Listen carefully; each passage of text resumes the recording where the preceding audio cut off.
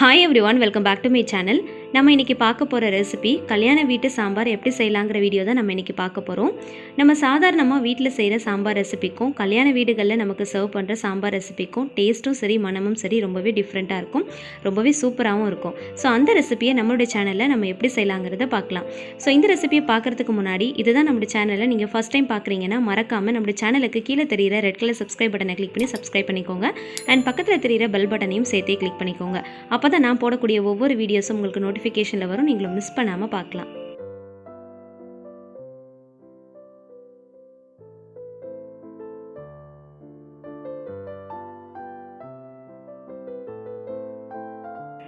ஒரு கப் அளவுக்கு துவரம் பருப்பை எடுத்து 1 மணி நேரத்துக்கு முன்னாடியே நல்லா வாஷ் பண்ணிட்டு ஊற வச்சுக்கலாம்.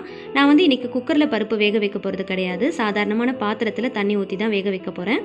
ஏன்னா வந்து பருப்பு நம்ம குக்கர்ல வெச்சோம் அப்படினா கொலகொலப்பா நல்லா வழுவழுப்பா ஆயிரும். அதே நீங்க சாதாரணமா பாத்திரத்துல வேக வச்சீங்க அப்படினா அந்த வழுவழுப்பு தன்மை இல்லாம இருக்கும். சோ அதனால டேஸ்டாவும் இருக்கும். இப்போ ஒரு பாத்திரத்துல 1 டேபிள்ஸ்பூன் அளவுக்கு நம்ம ஆயில் சேர்த்துக்கலாம். இப்போ ஒரு சில பொருட்கள் இதல சேர்த்து நம்ம வறுத்து அரைக்க போறோம். 2 டேபிள்ஸ்பூன் அளவுக்கு தனியா, ஒரு 2 காஞ்ச வத்தல் நான் சேர்த்திருக்கேன்.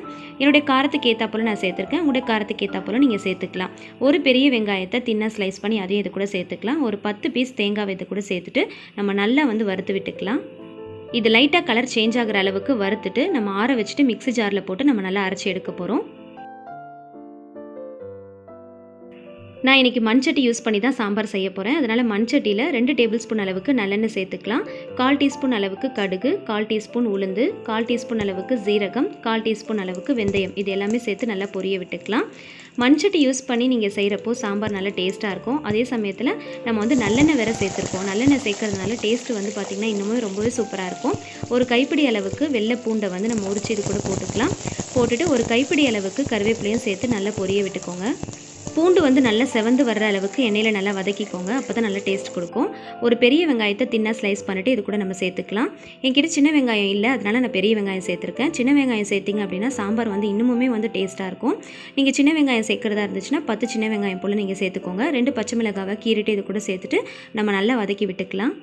நீங்க சின்ன வெங்காயம் சேர்த்து பண்றதா இருந்துச்சு அப்படினா முழுசாவே சேர்த்துக்கோங்க. இப்போ இது கூடவே ஒரு பெரிய தக்காளியை நல்ல பழமான தக்காளி, புளிப்பில்லாத தக்காளியா பார்த்து ஆட் பண்ணிக்கோங்க. இதையும் நல்லா வந்து வதக்கி விட்டுக்கலாம்.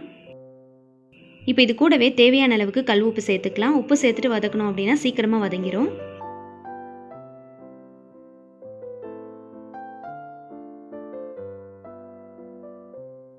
தக்காளி நல்லா வதங்கினதுக்கு அப்புறமா உங்ககிட்ட என்ன வெஜிடபிள்ஸ் இருக்கோ அதையும் இது கூட சேர்த்துட்டு நம்ம நல்லா வதக்கி விட்டுக்கலாம். நான் வந்து ஒரு உருளைக்கிழங்கு, ஒரு கேரட், ஒரு முருங்கைக்காய் போல சேர்த்திருக்கேன். நீங்க கத்திரிக்காய் இல்லனா வந்து காலிஃப்ளவர் இந்த மாதிரி எது வேணாலும் நீங்க சேர்த்துக்கலாம். இதோட பச்சை வாசனை போற அளவுக்கு நம்ம நல்லா வதக்கி விட்டுக்கலாம்.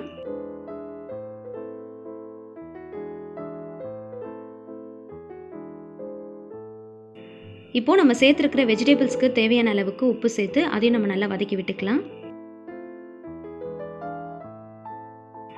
இது கூட 1/4 டீஸ்பூன் அளவுக்கு மஞ்சள் தூள் சேர்த்துக்கலாம். இப்போ இது கூடவே நம்ம வறுத்துட்டு அரைச்சு வச்சிருக்கிற அந்த மசாலாவை இது கூட சேர்த்து நல்லா வதக்கி விட்டுக்கோங்க.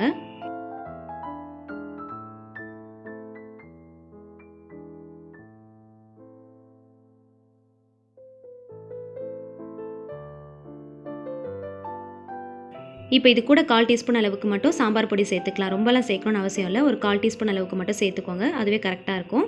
இப்போ இது கூடவே கொஞ்சமாக பெருங்காயம் சேர்த்துக்கலாம். சப்போஸ் உங்களுக்கு காரம் பத்தலை அப்படின்னா நீங்கள் வந்து மிளகாய்த்தூள் மட்டும் கொஞ்சம் எக்ஸ்ட்ரா வேணும்னா ஆட் பண்ணிக்கலாம். நீங்கள் ஒவ்வொரு பொருளும் சேர்க்குறப்போ நல்லா வதக்கணும். நல்லா வதக்குறதுல தான் சாம்பாருக்கு வந்து நல்ல டேஸ்ட் கிடைக்கும். ஸோ அதனால் எந்த அளவுக்கு வதக்க முடியுமோ அந்த அளவுக்கு நல்லா வதக்கிக்கோங்க. நல்ல பச்சை வாசனை காய்கறியிலேருந்து போகணும். அந்த அளவுக்கு நல்லா வதக்கி விட்டுக்கலாம். இப்போ இது கூடவே பருப்பு வேக வச்ச தண்ணியை மட்டும் ஃபில்டர் பண்ணி இது கூட நம்ம சேர்த்துக்கலாம். எப்பயுமே வந்து காய்கறிகளை வேக வைக்கிறதுக்கு பருப்பு வேக வச்சு அந்த தண்ணியை நீங்கள் சேர்த்து வேக வச்சிங்க அப்படின்னா சாம்பார் வந்து இன்னும் நல்லா டேஸ்ட்டாக இருக்கும். ஸோ எந்த அளவுக்கு நமக்கு வந்து சாம்பாருக்கு தண்ணி தேவைப்படுதோ அந்த தண்ணியை வந்து நீங்கள் பருப்புலேயே ஊற்றி வேக வச்சுக்கோங்க. வேக வச்சுட்டு அதுக்கப்புறமா நீங்கள் ஃபில்டர் பண்ணி அந்த தண்ணியிலேயே நீங்கள் காய்கறிகளை வேக வச்சுட்டு சாம்பார் வச்சு பாருங்கள், ரொம்பவே டேஸ்ட்டாக இருக்கும். உப்பு காரெல்லாம் கரெக்டாக இருக்கான்னு செக் பண்ணி பார்த்துக்கோங்க. பத்தலைன்னா நீங்கள் சேர்த்துக்கோங்க. இப்போ மூடி போட்டு காய்கறிகளை வந்து நல்லா வேக வச்சு எடுத்துக்கலாம். இப்போ எல்லா காயுமே நல்லா வெந்து வந்துருச்சு. இப்போ இது கூட நம்ம பருப்பு சேர்த்துடலாம். இப்போ வேக வச்ச பருப்பை நல்லா மசிச்சுட்டு இது கூட நம்ம சேர்த்துக்கலாம். எப்போவுமே வந்து நீங்கள் குக்கரில் வந்து பருப்பை வேக வச்சுட்டு செய்கிறத விட இந்த மாதிரி சாதாரண பாத்திரத்தில் நீங்கள் வேக வச்சுட்டு செஞ்சு பாருங்கள். சாம்பார் வந்து இன்னும் நல்லா டேஸ்ட்டாக இருக்கும்.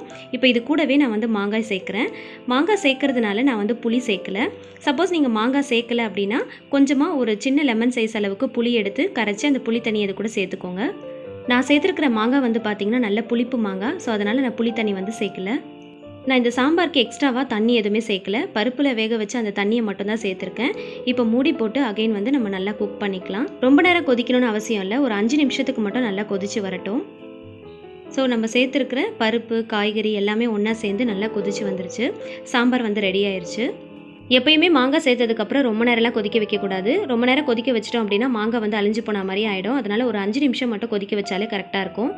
நம்ம எப்போவுமே மண்சட்டியில் செய்கிறதுனால நம்ம ஸ்டவ் ஆஃப் பண்ணிட்டா கூட அந்த பபிள்ஸ் வந்து வந்துட்டே தான் இருக்கும்.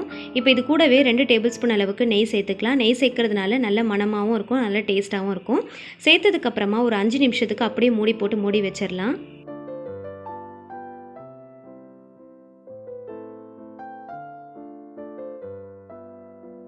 இப்போ 5 நிமிஷத்துக்கு அப்புறமா ஓப்பன் பண்ணி லைட்டாக ஒரு தடவை மிக்ஸ் பண்ணி விட்டுக்கோங்க.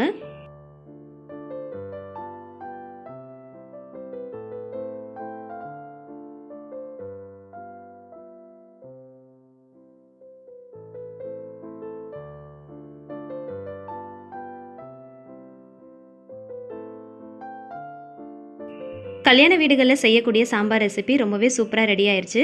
நம்ம சாதாரணமாக வீட்டில் வைக்கிற சிம்பிளான சாம்பார் ரெசிபிக்கும் இந்த சாம்பாருக்கும் டேஸ்ட்டும் சரி மனமும் சரி ரொம்பவே டிஃப்ரெண்ட்டாக இருக்கும். கண்டிப்பாக ட்ரை பண்ணி பாருங்கள். இது ஒயிட் ரைஸ் கூட மட்டும் இல்லை, எந்த டிஃபன் வெரைட்டி கூடனாலும் நீங்கள் சைட் டிஷ்ஷாக வச்சு சர்வ் பண்ணிக்கலாம். அந்தளவுக்கு டேஸ்ட் ரொம்பவே சூப்பராக இருக்கும்.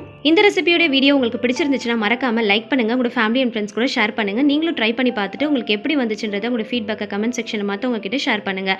நம்மளோட சேனலை மறக்காமல் சப்ஸ்கிரைப் பண்ணிக்கோங்க. Thank you so much. கீப் வாட்சிங்.